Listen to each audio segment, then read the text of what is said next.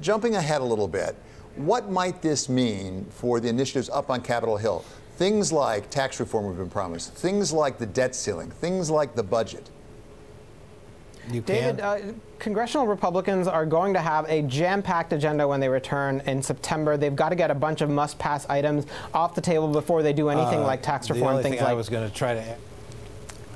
I'm sorry. So go ahead. We were just hearing Craig a little bit there. Oh, okay.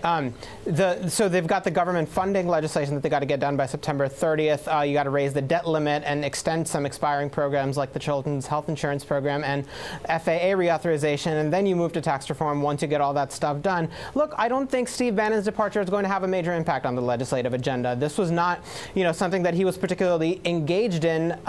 He doesn't have great relationships up on Capitol Hill. Before the White House, he was running Breitbart News, which was kind of a rabble-rouser from the outside, making life difficult for House Republican and Senate Republican leaders because they weren't, moving kind of in the staunch conservative direction that the base wanted or nationalist direction that the base wanted.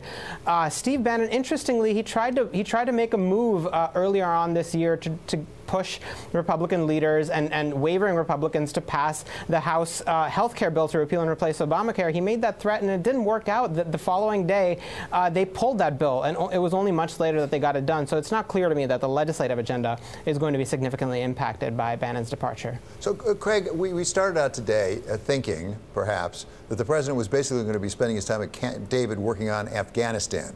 The story changed, I think it's fair to say, fairly dramatically. Is there more to come? Is there any indication this might be part of a larger plan of the president's to really reshape his administration? We don't have a sense of that. I think a name for your viewers to keep an eye on, Sebastian Gorka. He was another sort of foreign policy advisor inside the White House, very closely aligned with the Steve Bannon camp, the sort of nationalist, nativist camp that Sahil Kapur was just talking about. But we don't have an indication this is some larger house cleaning. I think if John Kelly could move Steve Bannon out the door, which he obviously has done today, that'd be a pretty good day's work for Kelly and people like him who think the White House has grown too chaotic. But I do want to caution. I think there's some danger of overreading this. Look, Donald Trump thinks we should have a trade war with China. Donald Trump thinks we should build a wall at the Mexico border. Donald Trump, is sort of deciding whether we should pull troops out of Afghanistan today at Camp David.